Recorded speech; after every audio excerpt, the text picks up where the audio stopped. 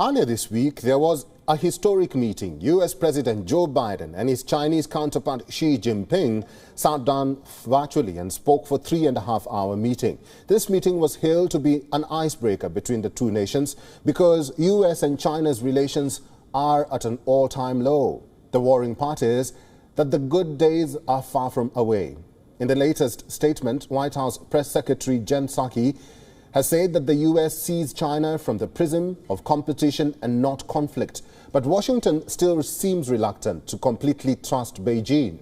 The concerns of human rights abuses in Xinjiang are still one of the main contentions. They didn't talk about the Olympics during the meeting. It wasn't a topic that was discussed during the meeting.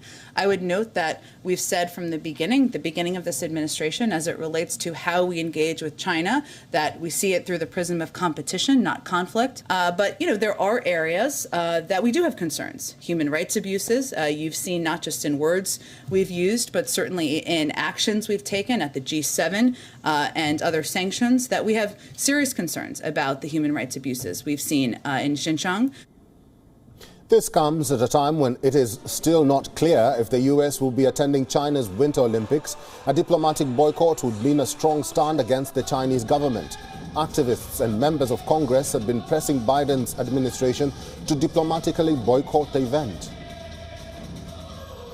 Do you support a diplomatic boycott of the Beijing Olympics? Something we're considering. Xinjiang is a vast region of deserts and mountains in northwest of China.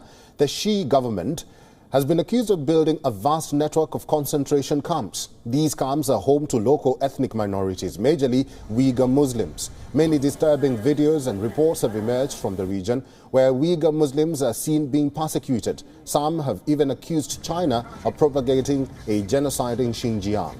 But we cannot verify the authenticity simply because China has very limited access to the region. International rights groups or world leaders are also not allowed permission for visitations.